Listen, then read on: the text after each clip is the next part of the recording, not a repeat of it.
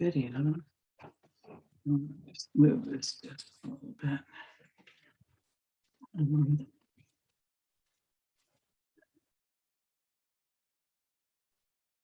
Oh. Okay, now I got to get over there.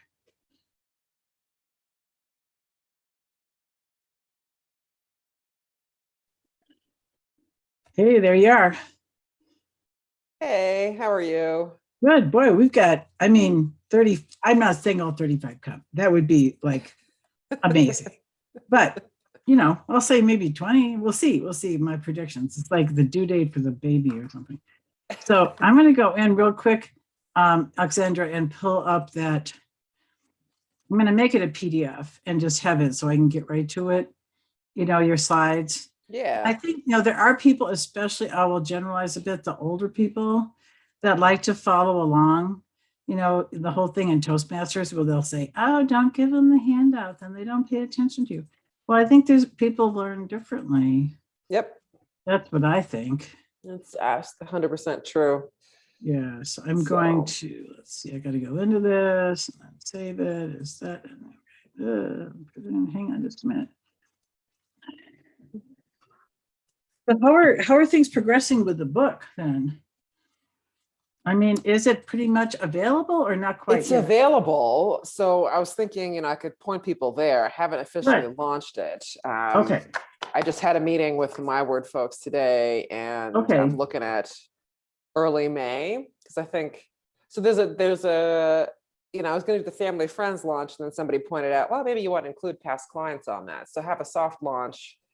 Yeah. And then also do like a lunch and learn in early May. So the soft launch might be at the end of this month, but the lunch and learn would be early May. And yeah, so I'm excited. Like this week, I made myself a deadline. Real. Yeah. This week, I'm gonna just get it all set. Right. It's time. And I found out it was an interesting fact today that it's available at bookshop.org as well, not just on Amazon. Oh, really? So for people like me who are, you know, trying to avoid Amazon at all costs, it's also there. No kidding. So, well, cool. There are sort of, I don't want to say the anti-Amazon, but kind of, yeah. People that just don't even have an account. They're like, really? You know? Yeah. Okay, cool. Yeah. All right. So I've got that here. Excellent. So you're already recording. Is that intentional? I'm not going to start recording until you start talking, because I mean, for your presentation. Here's why. For privacy purposes. It says it is recording though, Joyce. That's just recording. Why? Yeah. Oh my God. Okay. We're good. Perfect. Well, thanks so much, Joyce. It's lovely to be here. For the recording purposes, again, I'm Alexandra O'Connell, your resident wordsmith, a book editor and writing coach primarily for independently publishing authors. And it's great. Yeah. So I moved to Colorado just shy of 10 years ago. And I feel like I met Joyce not long after that. So we've known each other for a long time. And I managed to start my business shortly before moving.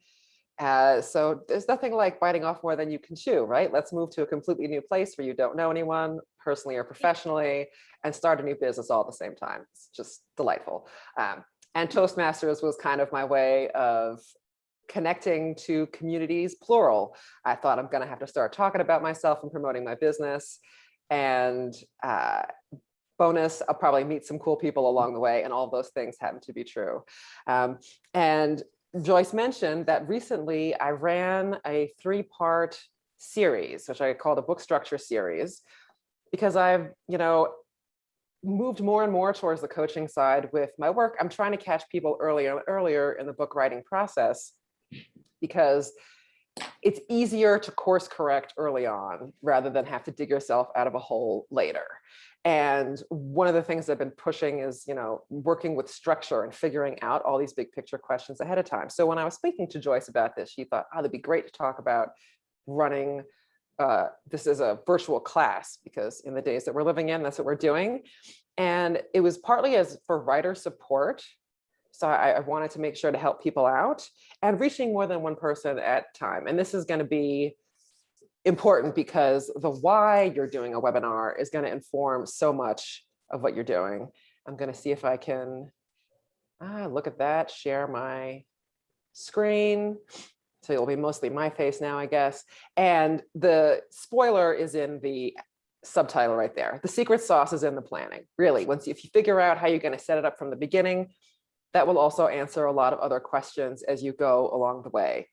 And I'm not going to get too much into the nuts and bolts of the presentation part of the webinar that you might run or the virtual class that you might run. So I was pleased to hear that, I think it's next month, Joyce said there's going to be a presentation on presenting, because presentation skills are a big part of that, right? There's a little bit extra going on if you're doing it on camera, on video. So I'll mention that as we go forward. So the question is, why do a webinar? Why webinar? Why a virtual class? There is this whole idea, oh, everybody's doing it, it's the hip thing to do. And of course, so much of our lives have moved online lately and live and in-person events have become a thing of the hopefully temporary past. But I think that running virtual classes and webinars are here to stay. They're wonderful because they're flexible and accessible in so many ways, right? You can meet people wherever they are, whatever time zone they're in, wherever they're living. They don't have to travel to come to the meeting. They don't have to worry about traffic, travel time, paying for it, the whole 9 yards. It's a wonderful way to connect with folks. And so today, I want to mention that because I think not just in place of live events, but also in addition to anything that you might end up doing later on. I think it's a great complement to whatever you might be planning to do. So today we're going to talk about why you might want to do a webinar. I feel a few of you have already thought about this, the different ways and different shapes that this can take, the challenges, some of the unique challenges of presenting in an online space, what you need to think about before you run it, things to consider while you're running it, and then things to think about doing or to have planned, ready, set up for after it's complete, because hopefully this is the beginning of a relationship that you have with the people who are participating with you. And so we want to make sure to plan for that as well. I had a great time with my course, by the way, and I'm already planning the second time I'm running it, so with some tweaks. And I'm going to be using that as a kind of a case study for us moving forward through this. I'm going to be talking about why I made the decisions that I did and how that worked out for me. I love it because it's a great way to reach people, and I love the zero commute. Not having to spend a lot of time in my car, crisscrossing the Denver metro area, which is what I was doing before all this went down. What we are not going to cover today is a lot of the tech stuff. I think there'll probably be some questions about this coming up during the Q&A at the end, which is fine. I'm happy to talk about it then, but this is not part of my presentation. It's really almost a webinar of its own to talk about all the technical information, the platform specifications, and that kind of thing. So I'm not going to do a lot of comparisons along those lines. And really, this is, in my experience, a well-done webinar is a well-planned webinar. So that's really what I'm going to be focusing on today. And I just want you to encourage you that it is possible to do. It's super fun. And the main little tip there is to keep it as simple and as easy as possible. I'm going to come back to that. But basically, you can go from very basic to ultra premium, but maybe don't do that the first time that you do it. It's the first time you're running a webinar, because it's going to make life a little bit difficult. So keep it simple, right? Don't drive yourself bananas. Just make it comfortable for yourself your first time out. You're going to be able to iterate and add to it as you move forward. I'm a prime example of usually trying to do too much at once, and I really enjoyed bootstrapping it. My series that I ran recently was not the first time I've done it, but it's the first time I did a series. So I'll talk about that as well. And let's just dive right in, right? Beginning with the end in mind. Why are you thinking about doing a webinar or a virtual class? So on the screen, I've got a few reasons that most of us usually do this. If you have any others that come to mind, I'd love to hear about those. Drop them in the chat, circle back to them. I can ask your help, Joyce, to keep track of that if I'm not paying attention to the comments. But I did my class as a combination of these, right? Know, like, and trust, because an editor is a very personal relationship. You can be working one-on-one with me for a while, and people are very sensitive often when they hand off their manuscript to someone that they don't know. It's nice to be able to catch people early on. Sort of teaching is kind of a part of my business in that way. And then it just generates interest. Like, I'm here, I'm available if somebody needs help with their book later on down the road. So that was a combination for me. And knowing what you want to achieve is honestly the key to everything else that you want to do. I can't stress it enough. Virtual classes come in a lot of different shapes and sizes. So we've got free versus paid, on your own as a collaboration, or sponsored, interactive, or just as a presentation, which is mostly what I'm doing right now, one-off, or a series. And these are just some of the ways they can differ. Pluses and minuses. So depending on what you want to achieve, free makes it accessible to everybody, paid in some way, kind of people have skin in the game, they will often value that differently. So you can price things relatively inexpensively, depending on what you want to do, and still kind of hook into that value proposition that it's not something completely for them to throw away. In my case, I decided to go for paid because I was giving a lot of value. It was actually teaching, and it was going to be a 3-part course. And I wanted them to have skin in the game. I wanted them to participate in it. I did a collaboration. So I worked with a business partner of mine that I do a lot of other work with, and used their platform to set it up and run it. If you do it on your own, you reap all the benefits, including the list and all the follow-up opportunities, but you got to do all the work. So that's the plus and minus there. The collaboration, you can leverage some of the other things the other person brings to the table, or the other company. And that was one of the reasons I chose that, because they already had this wonderful mailing list, much bigger than my own, a very active community. And then sponsored is if someone invites you to come speak, which is basically what I'm doing here today with Joyce. And then in that case, you have the least amount of work, usually, because the sponsor is setting everything up for you, but also then you are subject to whatever their conditions are. So however they control their audience, they control the follow-up, that type of thing. So those are the trade-offs there. I like interactive for the most part because I find it more interesting. It's not super, I personally don't want to be talking the whole time. My class was a workshop, so I definitely, interactivity was key. And then one-off versus a series, how much information do you want to share is part of this, because info dumping is real. And I hope I don't do that to you today. But then, you might just have standalone pieces of information that you could share, or you might have material that fits really well together. And that was my case.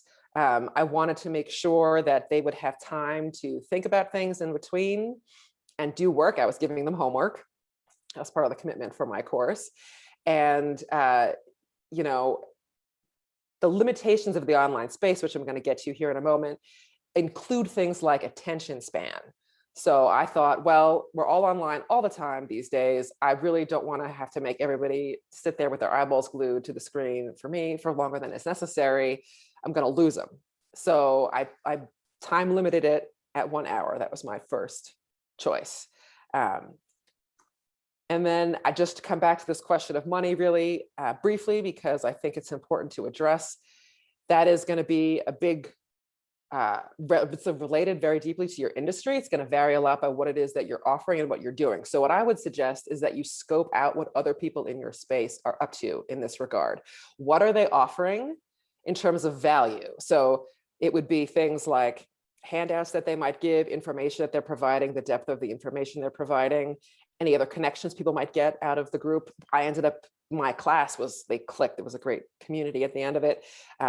Any ongoing support they might be providing, and how much time they spend, and then what are they charging for all of that as a way for you to gauge what you might want to ask. In my case, because I was doing this as a collaboration, I had the benefit of a team member in my pocket, and we brainstormed together what might be an appropriate price point between what it was that I was offering and what their community was expecting. And so that's another benefit of having somebody, or you can of course talk to a business coach or other people in your field about pricing it. But I think I'm always a fan of just scoping out what other people are doing. Why reinvent the wheel?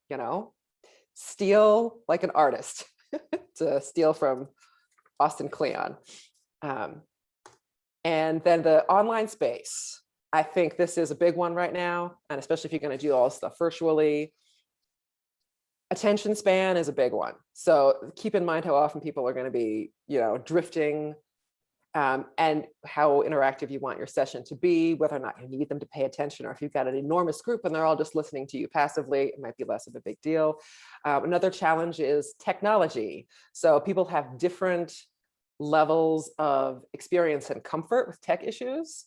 So thinking about your audience and whether they're likely to have, difficulties with certain things. Because of the fact we're now a year into people moving online en masse, I think a lot more people are more comfortable at like the baseline of comfort, I should say, is maybe higher than it was before. But there are still folks who have troubles. And then sometimes we just have tech issues, right? They might have a problem with their computer that day. However, this also pertains to you. You might have some challenges connecting. And if you're the one running the online class, that is an issue. So I'm going to come back to this as well, having backup plans, keeping that in mind as well. And then if you're going to make it interactive, think about the different ways that you might do that. You might have your session as an interview style where you have somebody, talking with you. It's not just you as the one talking head. You might have a plant in the audience or somebody that would respond positively if you wanted to call them out and tap them on the shoulder. And if you're presenting, just try to be as dynamic as possible, right? If it's your basic presentation tip, try not to read off your slides because we're already reading them, right? If we're looking at the screen. So the length is the big one. The technology hiccups are the thing right after that, I think, that you would need to consider. So what kinds of problems will you run into potentially with your folks, and how might you plan to address those ahead of time? So in my case, I definitely had folks, I asked them to log in a little bit early if they could, so that if there were technical issues, we could address them then. And most of the time we did not. I did have somebody whose microphone was a hot problem the whole way through. But the bonus of having everybody sign in a little bit early to check was that everybody was there at the start of my class on time. And since I was doing a workshop, that was a thing of value to me as well. So yes, a bonus of the online world of breakout rooms. So that's one of the things that I love. I can come back to that as well. So here to the meat and potatoes of all of this good stuff. Planning for, so I'm going to have 2 slides on this. PR and outreach. How are you going to find people and invite them? So, figure that out ahead of time. You have people in your network that you could send direct messages to. Is you have a great mailing list. You have a great number of followers online. If you're working with a partner like I am, you can leverage their list and their connections and their partners. That's always a big plus. But you probably have fans and friends who are happy to share for you. So tapping them on the shoulder and saying, hey, would you mind boosting this for me, is a big part of that. Planning in for lead time is also super important. In my case, I ended up with a lot less lead time that I had originally wanted due to a number of events. And it worked out okay. I had a cap on the number of folks that I was allowing to sign up. And we ended up almost maxing out the class, despite the fact that it was only a couple of weeks ahead of time. But usually, if you give yourself a little bit more elbow room, it's better, because it's one of those things you've probably heard about, the sort of marketing rule, like you have to see it 7 times. Somebody came up with that number 7, that's debatable, but seeing it more than once is real, right? So having the opportunity, because people will think about, well, do I want to sign up? What's my schedule like on that day? If you're charging for it, how much do I want to spend? Maybe they got to consider it, shuffle some things around in their schedule. And just people will forget stuff. So lead time is great. And then think about the logistical information that you need to have. So how long is your class going to be? Is it going to be one-off or multiple sessions? Be prepared to show up a little early to set everything up and test everything on your end, and be prepared to stay a little late after everybody exits. So you got to make sure your schedule fits with this. How many people do you want to have there? I was running a workshop, so I capped it at 8. I didn't want to have a ton of people talk, I wanted interaction, and there are some limitations to how interactive you can get on Zoom before you really need to do something like a breakout session. So how many folks are you going to have there? If you're going to do a basic presentation, it might be unlimited. It doesn't matter necessarily if you're just going to give them a talk. How do you want to stay in touch with them and plan how to collect that information? So you definitely want their contact information, but maybe you want some other things as well. So what do you need to know about these folks? Do you need them to prepare for this in any way? If you're doing a presentation, maybe not. I was doing a class and I definitely gave them homework, including before the first session. So you got to communicate to them in advance. Do you want to have them muted or ready to talk when they first show up? think about that in advance so you can let them know in advance and then remind them 50,000 times, because that's going to be on the next slide, reminding everybody everything. And then using a tool to help you with this is highly recommended. So I said I didn't want to dive in and get into the rabbit hole too much of tech stuff, but there's a lot of different ways that you can do it. Basically, figure out a way that you can collect this information, including payment information if that's what you need. And it can be as simple as just setting up a link to PayPal for that. But plan for how you're going to collect all this in advance. So my partner has Constant Contact. That's what we used, and that collected all the information. I was able to automate all my reminder emails to everybody through that platform. I personally use MailChimp for my newsletter, and I know you can do that there as well. So just figure out a couple of tools, and maybe ask some people that you know who've run webinars or virtual classes what it is that they like to do. Remind, and remind them. Now, this is for before they sign up and also after they've signed up, to remind them what's going on. They're going to lose the link. They're going to forget that they wanted to respond to you. They will lose the email. It will disappear in the bottom of their inbox, or they'll have deleted it or whatever. Plan ahead for a rainy day includes things like, if they do have tech challenges or you have tech challenges, what are you going to do? How are you going to address those things? Do you want to record this and offer a recording later on?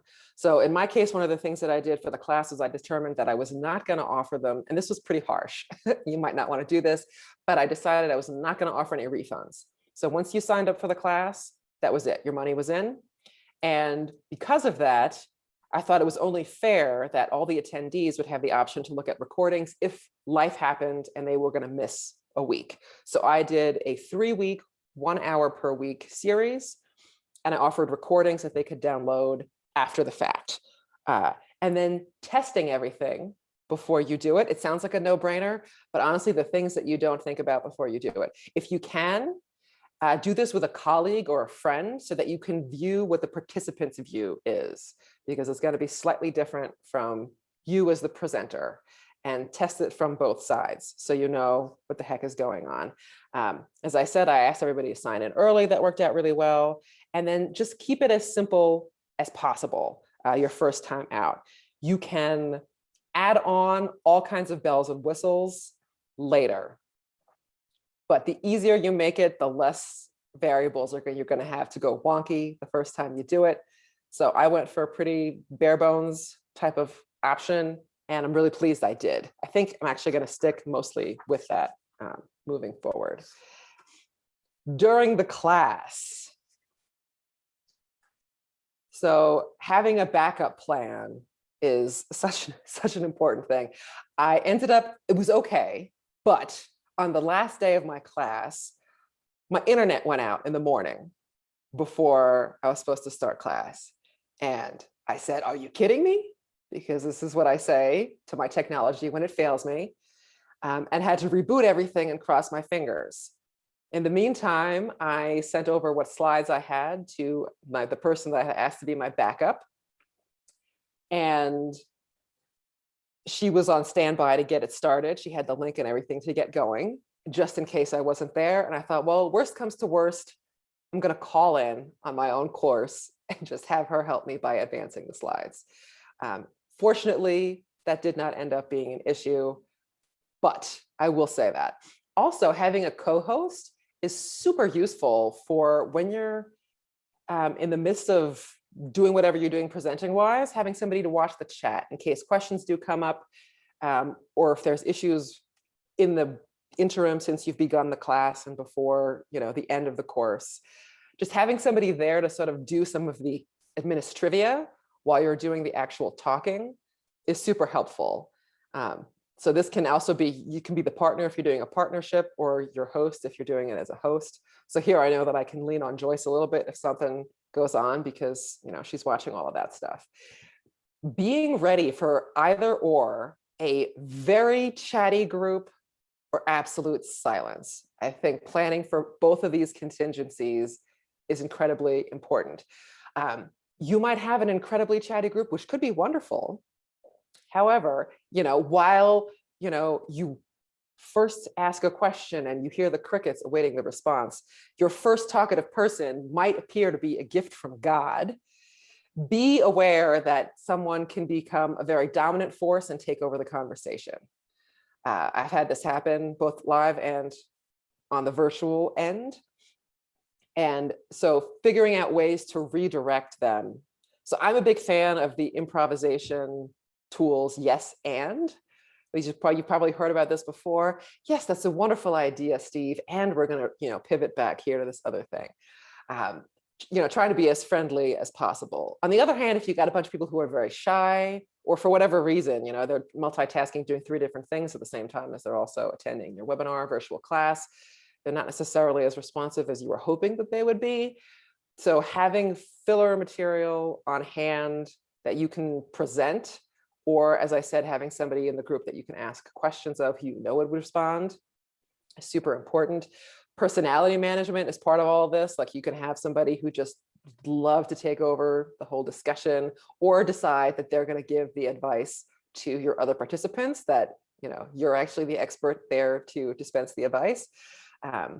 And keeping track of your time is really a huge thing. So, and testing that right in advance. So running through your presentation, seeing how fast or how slow that goes, and sort of pegging that to a timestamp. So have a clock or something available that you can keep track of what's going on while you're presenting. Super important. And then bringing the energy. I didn't put this on the slide, but this is one of the things if you're doing it online, right? So in this case, I can see a couple of faces, right, with my presenter's view, but you might not be able to see anybody depending on the view that you have. You're just looking at your screen and maybe a little video of your head, and that's it. And it's very, very weird to talk to what feels like the void. The thing is, though, there are people on the other end of it. So you probably have to amp it up even more than you would for a regular presentation. One of my cousins is a musician, and he would talk about how a microphone eats emotion. That's how he put it. So he would say his singer, he's like, my singer, he was basically crying in the studio while he was recording this track, and you could barely tell that there was any emotion at all in the thing. So being ready to amp it up a little bit while you're there is super important. And yes, so somebody mentioned looking at the camera. It's very weird because my slides are down here, then the people you might be looking at on either side of the screen, and the camera's up here. As much as possible, yes, it's great to look at the camera because it looks like I'm looking at you in the eyes. But sometimes you look away, and that's all right. Just making sure that your head is mostly in the screen when you're talking, and that you're not over here somewhere, or that the camera isn't too far away. That kind of thing is also to keep in mind, right? This is also, and then so moving on from there with the after the class. So the thing with before, I should have mentioned this during the class, this kind of takes care of itself, honestly, if you've prepared all the other stuff. So this is why it's the shortest kind of slide, because honestly, you don't have to do very much about it, but you want to be ready for all of this. So this is part of your setup as well. How are you going to be in touch with the folks, if you're going to be in touch with the folks after the class? So thinking about a thank you email, thank you so much for attending, what would that include? You might want to send them a follow-up survey. Maybe you want to send them additional resources for the information that you've shared with them. Maybe you would like to send them a PDF or something tangible. You definitely should include ways for them to reach you in this follow-up email. And then figuring out ways for you to stay in touch. This is a little bit related to if you're doing this on your own or if you're partnering with somebody else. If you're partnering with somebody else, then you got to talk to them what might be appropriate for their list, because it's their list and you don't have control over that. So in my case, I was very respectful. I just sent, a follow-up and a reminder, an end of class and a reminder email to everybody. I did include a survey because I wanted to know what they thought about the class. Bear in mind, the response rate for surveys is not 100%. So while you might hope and pray that A, everybody loves it, and B, they'll send you an email like telling you how much they loved it, you might just get half the folks who get back to you. Unless people feel very strongly either one way or the other, positively or negatively, they often don't fill this out, but it's nice to have. And I did get some really useful information from the responses that I did get. And then I invited them to connect with me on other places on social media and add themselves to my list separately. So my policy, I'm super conservative with the adding to my list policy. I know it's usually okay. You know, I've been added to other work colleagues' lists without them having asked me in advance, and I don't usually mind that because I like to keep up with what they're doing. But I very much don't add people to my list unless they request to be added. So this was going to be the last time that I would directly speak with any of these people unless they decided to add themselves to my list. So I had to kind of cross my fingers and hope that we had a good relationship throughout the course. And then the final thing afterwards is to debrief with yourself and or anyone else that was involved, with your team or the colleague that has been there. So what went well? What didn't go so well? You know, what kind of feedback were you getting from the survey, if you got any? What could you do better next time? What would be more fun for you to try next time? Really brainstorming all of these pieces is super important. And making a note of it. So you might feel like you're going to remember all of these details after you're finished with the course. I promise you, you won't. It's like with my writers when we go through several rounds of revision and I say, please, you know, keep track if you're writing fiction of your characters. What are their names? How are they spelled? What is there any characteristics that we need to keep in mind? You know, do they have like brown eyes, blue eyes? Does this person have a short temper? So that later on, you will actually be able to catch that stuff because you will not remember it, and you won't. And so for the same reason, to actually make a note of all of these things that you have learned from doing your webinar. And if possible, you know, talking to somebody that was kind of there. So I had a little bit of a sleeper participant who was sort of in the background, not one of my students officially. And then I was able to circle back with her later on and see what she thought about it and what she felt, how she felt the interaction was going. So I think it's hilarious that I made this comment earlier about time management. I think I might have blown through this much more quickly than I had intended. Learning experience on my end. But basically, this is what it boils down to: making a plan for what it is that you want to achieve, and then figuring out how you're going to get there. What I tell my writing folks as well is a version of this same thing. So what is it that you want to talk about? Who are you talking to? Why are they there listening to you? And why do you want them to be there listening to you, right? Who your audience is going to matter in the kind of material that you present, how you present it, maybe the platform that you're choosing, and maybe the follow-up that you send to them, and maybe any other courses that you would run in the future. So I think thinking about those, I call them the big four questions. And I think they're applicable to more than just writing. What, who, and two whys, their why and your why. And then I would say, whatever helps you to make this happen, checklists, an accountability partner, testing partners, you know, YouTube videos to run through this. I think if you've attended other webinars or you plan to, keeping track of what worked really well for you, like what you really liked about what other people were doing and what you weren't so interested in, is also important, because you're going to be the one giving the webinar. It's like, if you're not having fun, that's going to be pretty obvious, and people will respond to that. And you can't get the energy in the room that you would if you were live and in person. So that's kind of the nice thing about doing a live event. You get the feedback from the audience. You'll hear people say, oh, or laugh, or whatever the hell it is. So you have to bring it, and they will respond to you even if you cannot see them. So that is the end of my official presentation. I will stop the share, but I wanted to ask Joyce before moving to the Q&A, because I think you've also done a couple of different versions of this type of thing, Joyce, where it's been a sponsorship situation. And if you have any other pros or cons to add to that, I would love to hear them. You're muted though. All right. Yesterday I was doing it was a big deal to me, a corporate training. They paid my corporate rate and all that. And I'd had all this interaction with the point person, the lady from this company. And I thought we were set. I thought she had sent out the final version of the material that I was covering, which I would refer to now and again throughout the hour long. It turns out she had not. Somehow we had like crossed wires. So here these people are just following along with like no PDF, no nothing. And that was awkward. I mean, when I realized that, so I should have put that on some sort of checklist, like the night before or that morning. Even then, she could have sent that out. So that was unfortunate. And yeah, I think that's a great point, because I Yeah. neglected to bring that up, I think, in my presentation. But if you are working with someone else, communication is a big deal.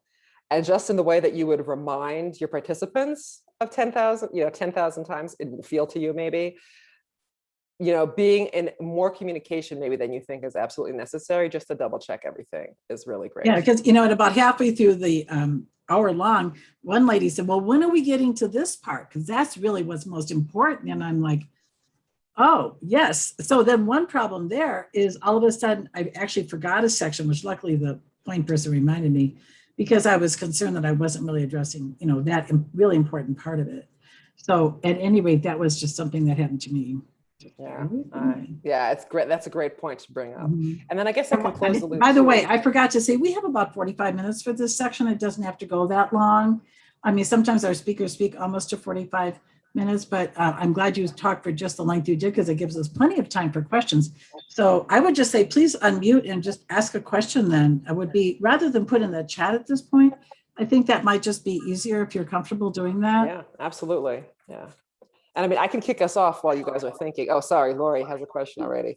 Not so much a question, but just a comment. Number one, thank you for doing this.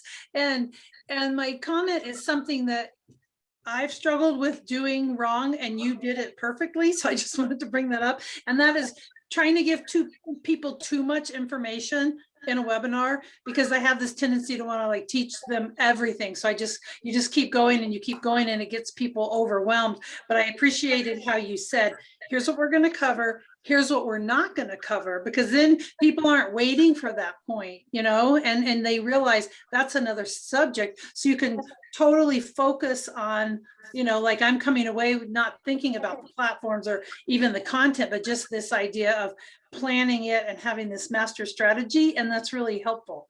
So I appreciate that. Oh, thank you very much for that. Yeah, I have found this, because this was the first time I did a series, but it's not the first time I did a webinar or a live event.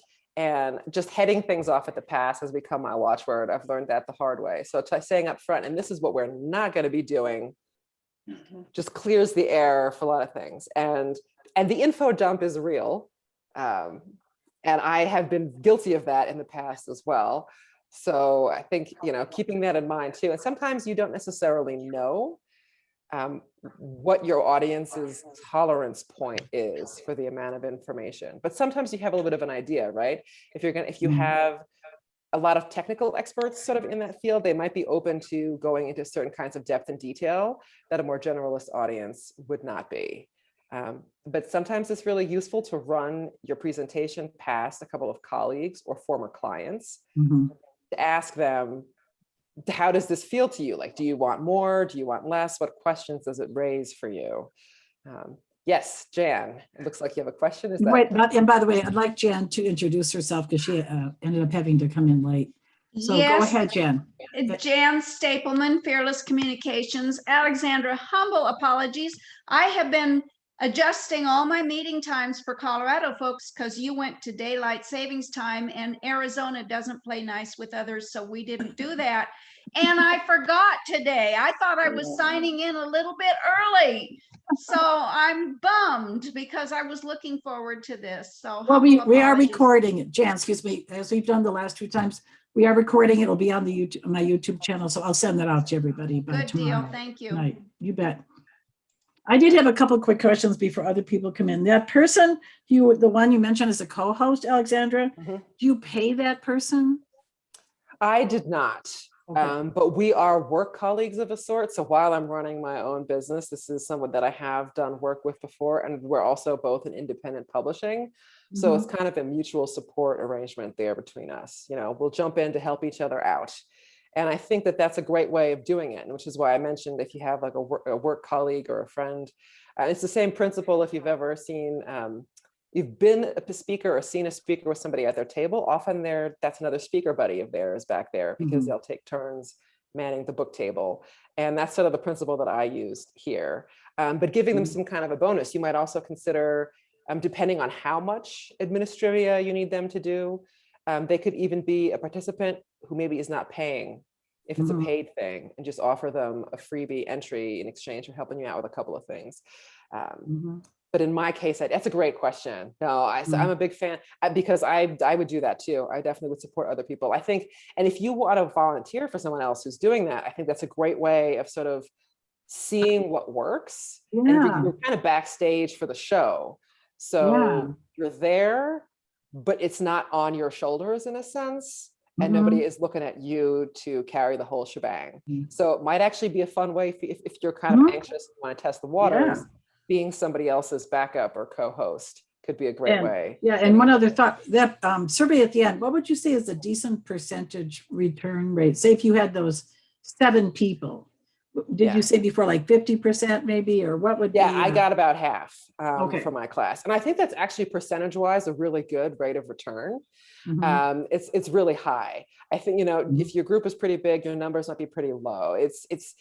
What I did, and so that's the other thing about the survey itself. If you're going to have one, I definitely recommend keeping it short and sweet, because people are not going to want to spend, a long amount of time filling out all kinds of questions. You definitely are going to want lots of information. Figuring out a way to phrase your questions so that you can get as much from their one response as possible would be my recommendation on that score. So I did a mix and match. I had a couple where it was like, on a scale of 1 to 5, how useful did you find this information? On a scale of 1 to 5, how likely would you be to recommend this course to someone else? And then I had a few that were, multiple choice. I had like one that was multiple choice, and then a couple that were short answer, because it was like, what, if anything, did we do well? What, if anything, could we do better? I wanted, and I made, you have the choice with a lot of so I used Typeform to collect my responses, and you have the option to make a question mandatory or not. So I made certain things mandatory. Like I wanted to know, like, how well would you rate this course? And I left some of the open-ended questions more up to them. Like I didn't require them to fill that in order to submit the survey. So I'd keep it short and sweet and just figure out, I kept mine to, it was under 10 questions. I figured like in 5 minutes you could fill my survey out, and that's okay.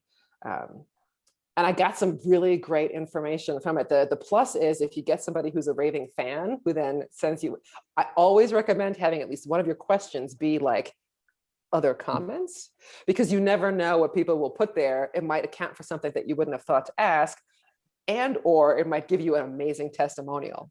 I was going to go there. Yeah. What other questions or comments do other people have for Alexandra?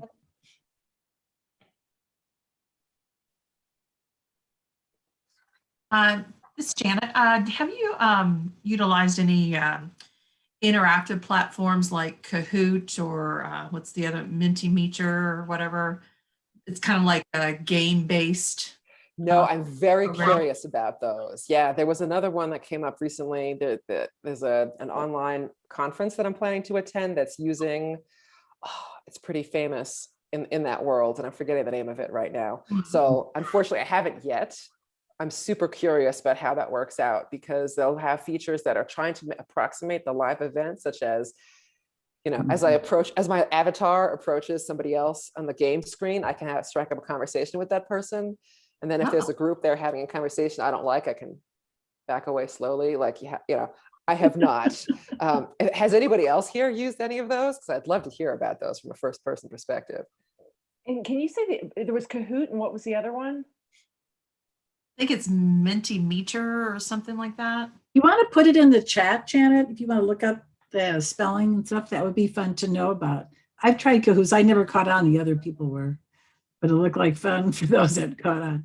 And that's the thing to think about, if you're like, depending on like the interactivity level that you want, right? Like how much do you want the people to talk to each other, as well as, or just they just stuck talking to you, That's, I was part of a group that did sort of mix and match breakouts so my group was small enough that we didn't end up doing breakouts within the group.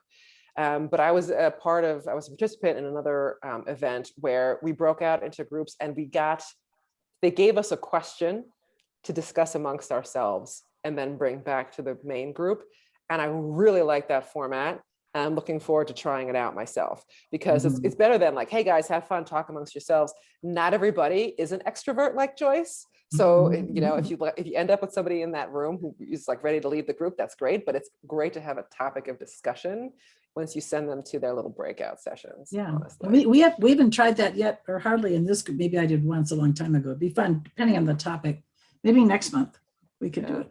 Yeah, and I would say, you know, sort of related to that, because I had this interactive group for my class, my recent class, the time management also pertained to keeping track of the conversations in the group. So I wanted to make sure to not cut anybody short. It was important to me to get the group also to chime in and support each other. That was how I set it up to begin with. And that's what I included in all my materials when I, you know, first promoted the course. But there comes a time when you got to make the judgment call, like, okay, it's time to move on to the next thing. We're going to run out of time for whatever else we're doing.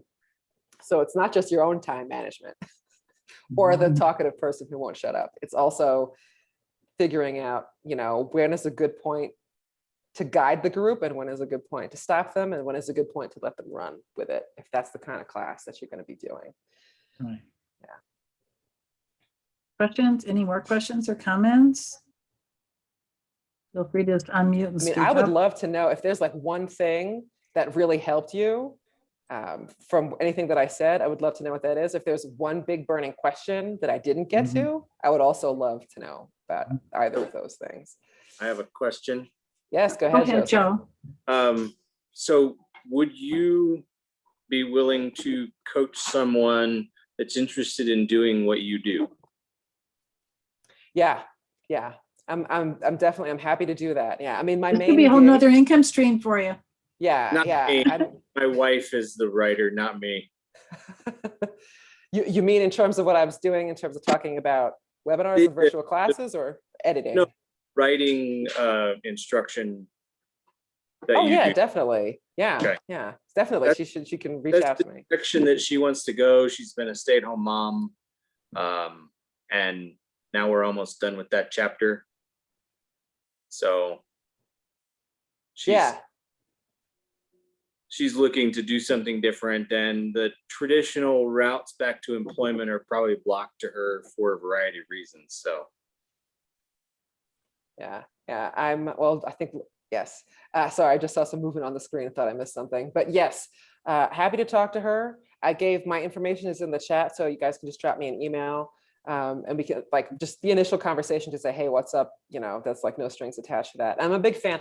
In general, you know, if folks, if you got any questions about that as well, you want to send me offline. I'm a big believer in the rising tide lifting all boats. I'm not here to hoard my wisdom or anything. I think there's more than enough good stuff to go around for all of us. So yeah, giving back to that community is a big part of what I'd like to do. So. I had a question. Go ahead. Yes. So when I gave it was a 3-session course. It was a shorter version. I did it on Zoom using the meeting function. But then I participated in someone else's webinar, and they used the webinar function in Zoom. And what they did is they took questions through the chat, and it just gave a smoother type of, I thought, presentation. It's a different type of engagement, obviously. Probably wouldn't want to do that for 2 hours, you know, because people are going to just tune out if they're not engaged. So I mean, I use breakout sessions or breakout rooms and things like that. So I've learned there's a lot of capacity on Zoom that most of us aren't, I wasn't aware of. And I wondered what you thought about when would be the best time to use the webinar function, which is just the speaker visible on Zoom. Yeah, I think that is, you know, if you're on the spectrum of like interactive to didactic, the more didactic you get, the better that will be. And then the interaction that you would have in that case is probably easiest through the chat, as you described. But that's how, like if the main deal is the presentation, that is when I would be prone to using the webinar, or if there's some kind of a official event, and you have like a panel of speakers, that kind of, to just focus it so that it's just those folks who are going to be taking up our eyeball space. And then it's more limited, the kinds of chats that you could have, but it might be exactly what you're looking for. Does that answer your question? I think it's really, if you want to be super interactive, maybe that's not the best time to do it. Yeah, I mean, I was just on one of those on Saturday morning. It was a Toastmaster panel, and it was super informative. But it also, you felt a bit distanced from it as a participant. Like I had no idea who else was there. And I've been a presenter in that format as well, which is sort of surreal, like you were saying. You don't see anybody at all, not even the person in charge of the thing. No. It's really weird, but you got to just do it, right? But I thought it was very professional and very well organized. And there's a lot to be said for that webinar component where they have the Q&A. You see that really versus the chat. Yes. So that's like you were saying, Michelle. Yeah. So I think it's just trying out with different things, participating in different ones, querying within your industry. There's a lot of research you can do. Yeah, and it really comes down to how you want people to relate to each other too. Because thanks for bringing up the Q&A, Joyce. So what we have here activated today is the chats. Everybody can chat, but you can also basically eliminate that feature and just use the Q&A. So the panelists and or the host, they're going to be the ones who see the questions. I mean, everybody can see the questions, but not everybody else. So in this case, somebody else can jump in. Like there was a question earlier about saving the chat file, and I jumped in to answer it because Joyce was doing some other coordinating work. If you do the Q&A, you don't have that, right? You don't get the hive mind getting to jump in and answer all the questions for you, which might be what you want. Like maybe you have a really big group and you don't want every Tom, Dick, Harry, and Susan to jump in and have an opinion on something, but you would like to get questions from the audience. So then having the Q&A feature set up is super important. And I did mention recordings before as well, like planning for that in advance. So some settings, so for example, like in Zoom, some settings you can manage from inside the meeting once you're already here, but some things you're going to have to set up ahead of time on your Zoom account. So, and there's a ton of settings in there and they can be hard to find. So I'm a big fan, like do your Google search, watch a YouTube video. I know quite a bit about Zoom settings. Yeah. Yes, Joyce me. knows I'd be something happy about to do a settings. Zoom session with you about Zoom settings. About Zoom. Meta. Yeah. But yeah, by the way, Stacy had a question here. Yes, Are you noticing thank a you for trend? that. Did you already talk about that and I missed that? I would be curious if Stacy could elaborate a little bit Can on you that. say What do you more about mean? that? Yeah. I'm just curious as to, are you noticing in your past webinars and presentations that you've done, is there a trend or a common theme or a common motif that you're seeing participants give you as far as the follow-up is concerned? Oh, for you mean how responsive they are afterwards? Is that what you're asking? For the follow-up. Yeah, I'm looking at the post, essentially the after. Yeah. It varies a little bit. So I've done a couple different things, right? One of them, some of them are like through my own channels that I control and some of them are not. So it's a little bit like, well, I benefited from your audience, but now I can't speak direct to them long term. There's sort of a sweet spot between reminders and, oh God, I don't want to hear from you again. I mean, I feel like if you need to err on the side of sending maybe like one message too often, because people can always delete it. Versus missing the folks who would like to get the reminders. So I mean, you'll get complaints from them both. I will say that. So I don't know if that's a trend so much as like a best practice for following up. People do appreciate getting a little something to close it out, right? So like if you mentioned, so I'm talking a lot about, I'm doing a lot of educating in the ones that I'm doing. And so a couple additional resources, I found people really appreciate that. So I'll say, here's a few other websites that have great information on these questions, or someone else in this space that I know does a really great job, or there's this excellent video, and striking a balance. It's not just me. I feel like I also benefit from recommending other expertise in the field. I know sometimes people get a little anxious about sending folks away from themselves.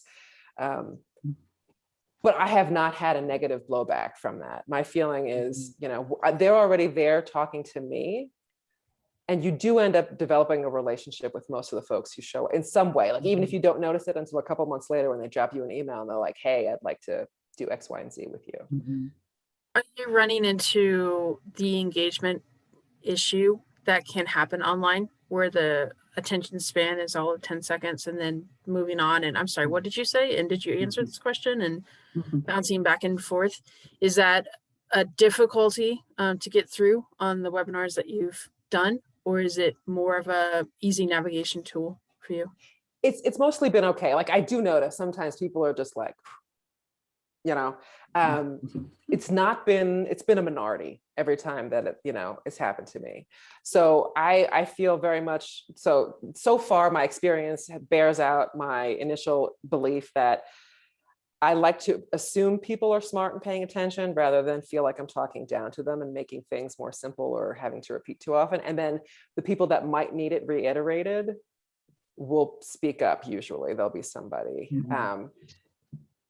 Yeah, I think it's been okay. Like it exists. But that's one of the reasons I also, when I decided to set up my class, I limited the time the way that I did, was because aside from just being virtual, you know, there's a certain point people start checking out.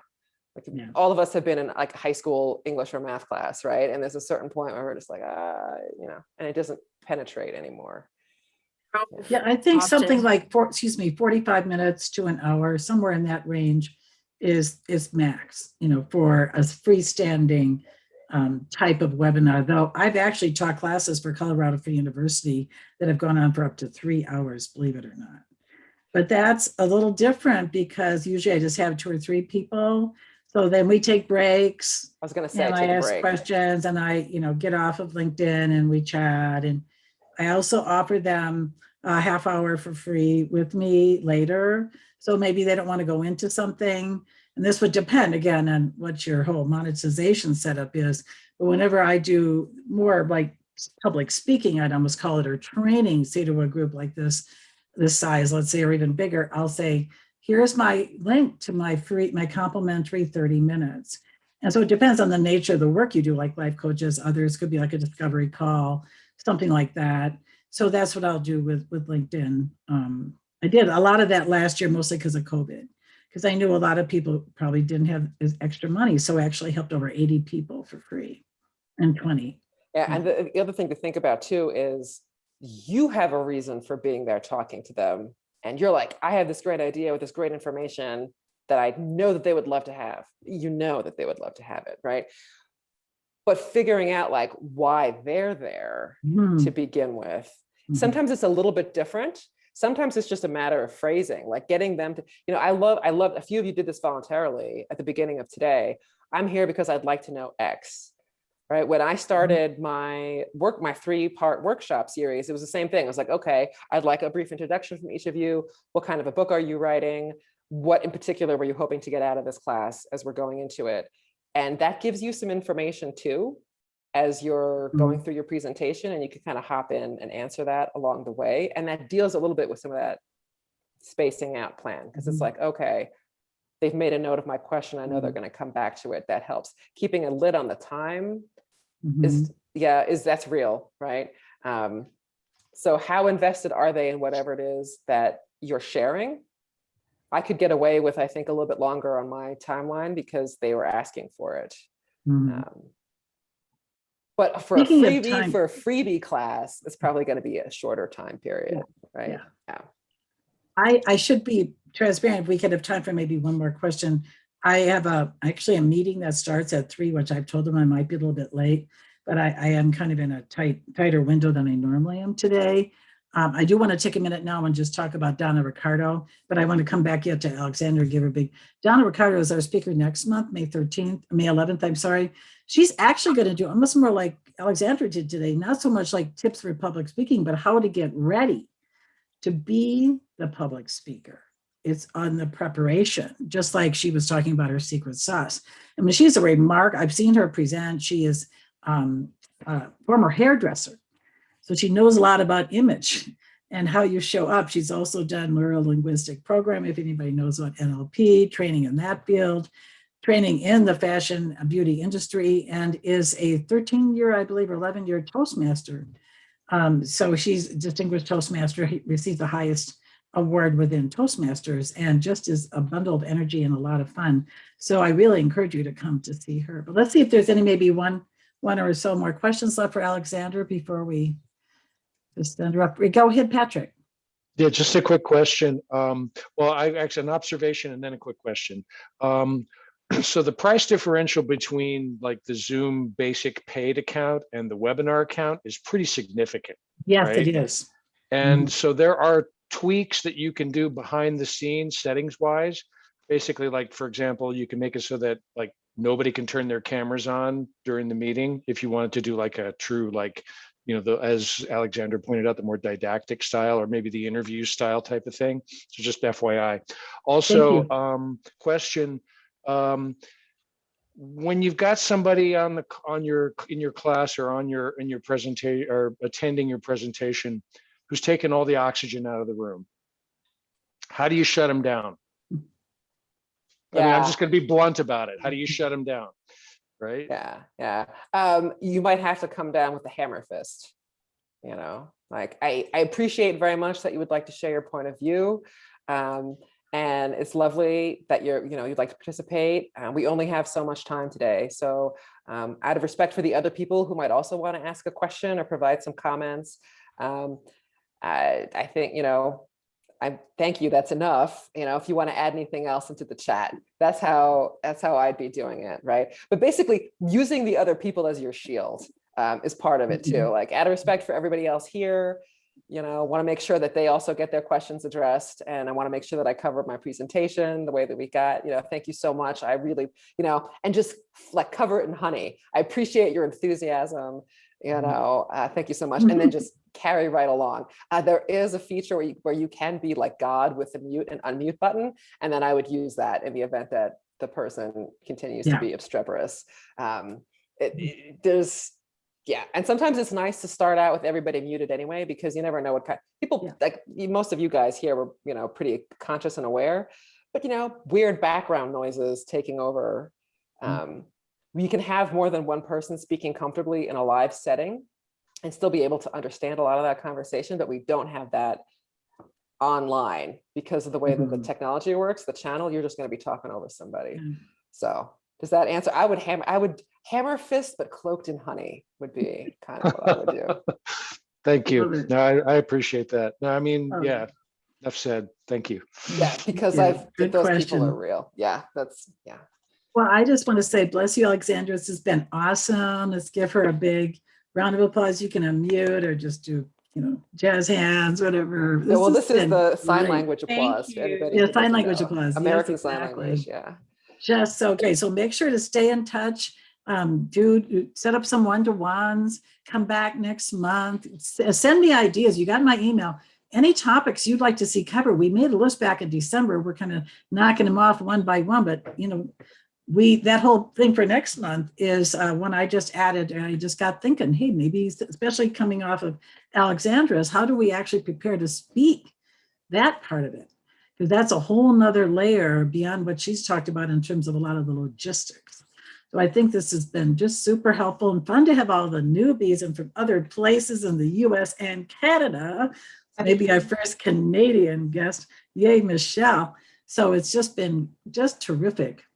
Just a wonderful time, and just thank you all. Come back. Thanks, Alexandra. And absolutely. I can leave it on for another 5 minutes if people want to chit chat. And Sarah Brzezinski, who's, I've already just heard such great things about you. See, from Kim Brookling, who lists you among 4 copywriters that she loves to follow on LinkedIn because she loves the way you use language and you're funny. See, so your reputation preceded you and I. Seriously. Is that in the chat? I didn't even pick up on any of that. Thank you. Yeah. And then it turns out that Alexandra already knew you. I mean, I felt like I was back in Nanawa, Wisconsin, population 1,000, such a small town. The whole world is really just so sweet. So thanks, everybody. Jen, I'm glad you came even for part of it. Oh, I have to stop recording. Whoopsies. Okay, so now we'll be done. Not with